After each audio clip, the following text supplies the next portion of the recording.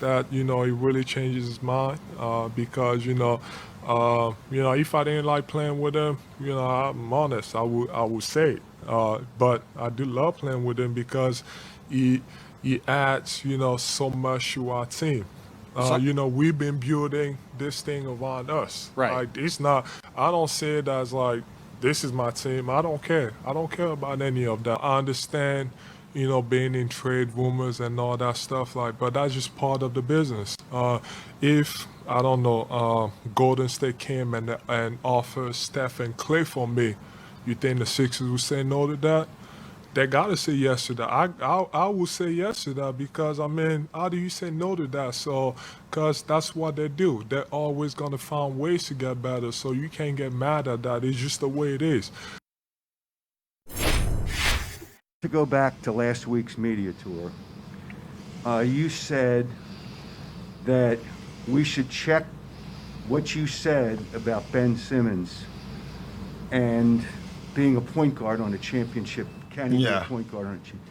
And you clearly did not say yes.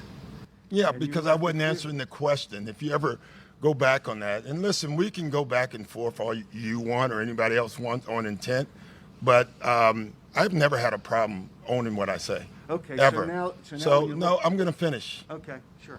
I'm in charge here. I'm going to finish. Okay, all right. Go ahead. What I said, and I'll say it over and over again, when you watch it, there's sometimes called intent when you talk. Okay. And clearly, what I said was, guys, I'm not answering that. I don't know right now. I wasn't answering any question. I was talking about, we just finished a game 7. And that question was asked. Just wasn't talking about it. I wasn't answering that. It had nothing to do with me. Do you think all year, who do you think defended Ben more? Sometimes I wish, instead of just going with what you want, listen to my intent. That's all I'm saying. And I thought, and I said it the next day. That's why, if you remember, the next day we did the press conference, whoever was at that press conference, did I say it again? I reiterated. I said, guys, there's something out there that I didn't mean. So it's not like me being a revisionist. They came to us and asked for a trade shortly after the season as representatives in Chicago. We were not looking to trade him. To Coach's point, multi-time All-Star, Defensive Player of the Year. We were on the doorstep, like many teams. Look, every team goes through its own journey. Ben is a very good player, a big part of this team. We're disappointed he's not here. We're making our choices, but we're excited. We're very excited about the players who are here.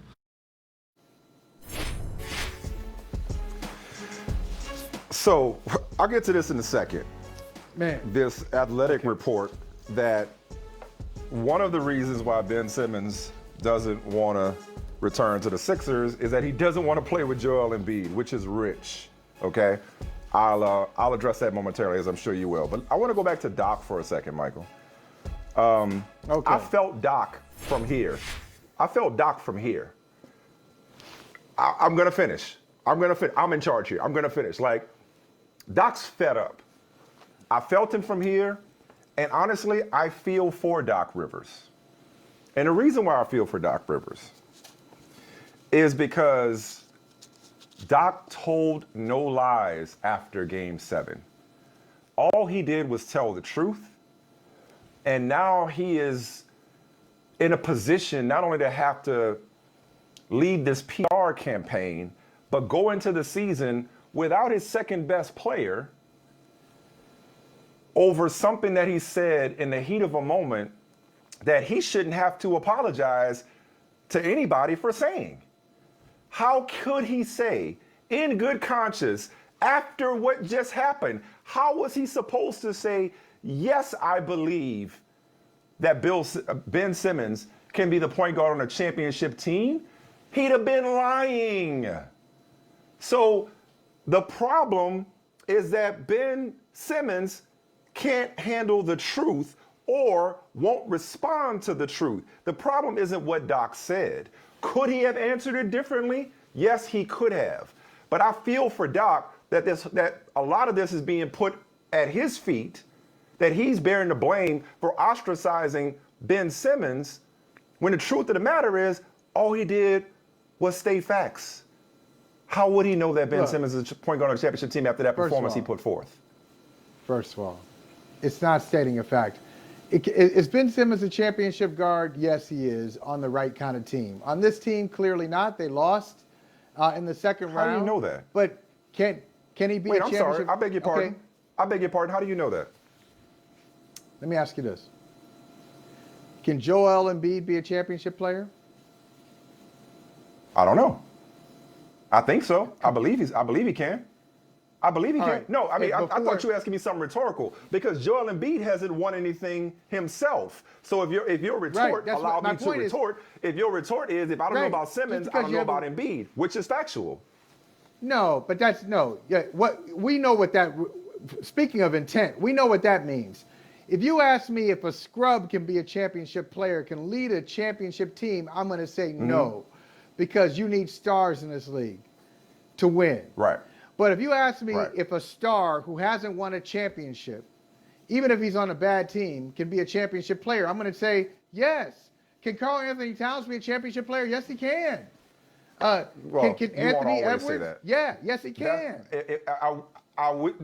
You're alone in that. Not to deviate too far. You don't say I don't know. Most people don't do that. Most people don't just say star equals championship player. Most people don't say that. Most of the time, in rare cases, when you really beat up a player, when you say he hasn't worked hard enough, or he hasn't, or he's got the wrong attitude or something like that, then you say no.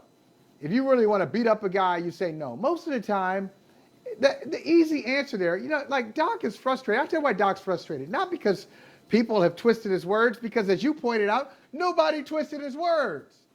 Right. You just he was pointed telling that the truth, out. though.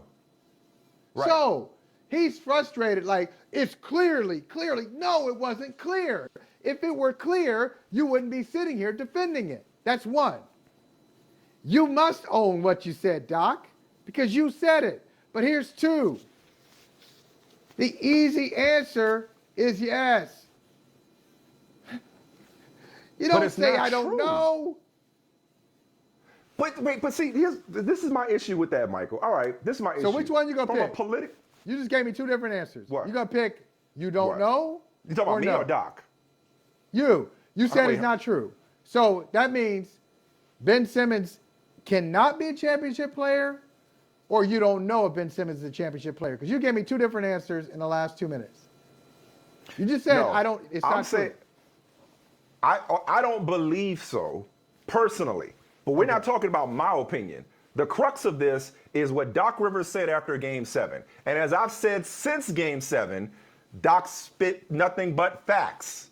And my issue is that my issue is that we're talking about what he said as opposed to what he was reacting to. After witnessing the performance or lack thereof that Ben Simmons put forth in the playoffs in general, but specifically against Atlanta, nobody in his right mind would declare in that moment that Ben Simmons could be the point guard on the championship team. If he hesitated or said, I don't know how to answer that, it's because Ben Simmons gave him reason to. Now, if I may, pivot to today's news. This is but it's all connected, interrelated. This is according to Sam Amick of The Athletic. People who have intimate knowledge, for whatever that's worth, of how Ben Simmons sees the situation continue to insist that he's done playing with Embiid. There's nothing personal about this choice, it seems, but the 25-year-old Simmons has clearly decided that his career is better off without Embiid blocking the runways in the paint that he so badly needs to succeed. As he sees it, sources say, the organization's choice to build its basketball ecosystems around Embiid's style simply isn't conducive to the way he needs to play. Enough's enough. Okay, man? I would prefer, listen to me here, Michael. I would prefer that if this is true, let's say this is true, I would prefer that Ben Simmons took issue with Joel Embiid, quote unquote, throwing him under the bus. I would prefer it if Ben Simmons just didn't feel wanted in Philadelphia and just felt like, hey, you want to trade me the first chance you get? I'm taking the power out of your hands. If this dude doesn't want to play with one of the best big men in the NBA, wait for it, Michael, wait for it. That lets me further know that Daryl Morey messed up by not getting him up out of Dodge long time ago. How in the hell, when you had the paint wide open in Game 7, you wouldn't shoot? Michael, I looked it up today, I can literally count on one hand how many three-pointers my dude has made in his career. Literally 5, okay? He won't shoot threes. He won't shoot layups because he doesn't want to shoot free throws.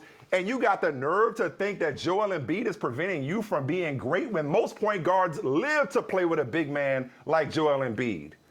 Okay? So enough of coddling. You talked about it, Michael. All people have done is coddle Ben Simmons. And you and I live in a world where more than one thing can be true. And so lately, as we've discussed Ben Simmons, I have looked at the situation with Philly and said, y'all messed up by not getting rid of this dude a long time ago. Don't come now with all the platitudes and all the and showering him with love now when he's been twisting all offseason.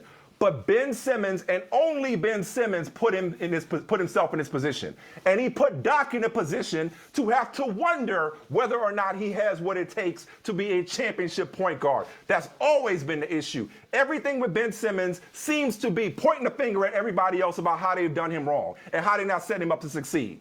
When he put himself in this position, nobody in his right mind would have answered that in the affirmative after Game 7. Doc told the truth, and if Ben Simmons has heard about it, do something about it. Do something about it. Come on. So now, he has no choice. Because the last thing I say on this, Michael, I'm sorry, go ahead. No, respond to that. I beg your pardon. Respond to that. Go ahead. No, go ahead. You go. Go ahead. Last thing you said. Go ahead. Last thing. No. Go ahead. Well, go. I'm sorry. I'm sorry. I was cooking there. I thought about this today too. Every day we're talking about something else, Ben Simmons. Feel like a broken record sometimes, even though it's a remix every day. I'm like, where is this thing going to end? Nothing about Ben Simmons, who is a flawed and fragile and frustrating player. Nothing about Ben Simmons should endear him to another organization right now for the money he's making. I think a lot of people think like Joe Lacob. Like, he has some issues that we don't know if we want to pay $140 million for, whatever his contract is, right? We don't know if we want to commit to that. And so what I'm wondering is, if there's no trade, and Daryl Morey is like, either you play for us or nobody, you're under contract, Ben Simmons may have no choice other than retire, but to come in and throw himself on the mercy of the court of public opinion and hope that he can somehow rehabilitate his image and then figure out a trade. And point being, it's not about he wants to be traded or even about whether or not Daryl Morey and the Sixers actually wanted to move him until he requested a trade, whatever. Bottom line is, what's the market for a dude that reportedly, allegedly, is insane enough to think that Joel Embiid is making your life more difficult than easier? Okay. Okay, look, Mike, all of that makes sense. Everything you said there is really good stuff. It's really good. It's sensible. It's logical. Except for one thing. And I heard something in the Ben Simmons report. It's not from Ben Simmons. It's the athletic report about Ben Simmons. And correct. It's a trigger. It's a little phrase I hear, and I never believe it. What's when that? Someone says it's not personal. It's not personal. I always hear, yes, it is. So if like the report is it's not personal, he wants to play somewhere else, I'm assuming, because like you, I look at the way Ben Simmons plays and the way that Joel Embiid plays, and I say, wow, what an honor, what a privilege to play with a big man who's got an all-around game. Joel Embiid can make his free throws, and he can shoot jumpers, and he can dunk on you, and he can play defense and really intimidate you and entertain you. All these things he can do. Even handles the ball a little bit every now and then for a 7-footer. Not bad. So all these things that he can do, that's great for a point guard. Throw it up, he's go pick it up and throw it down. You know, he's a lob player. He's a rim runner if you need him to be, but he's much more than that. Of course, Ben Simmons wants to play with Joel Embiid, the player. But there is something personal. And maybe it goes back to being thrown under the bus. Maybe there's something else that never came to light for us. And Simmons is just over it. Yeah. I think that's it. I don't think it's a basketball reason at all. I really don't. I don't buy it.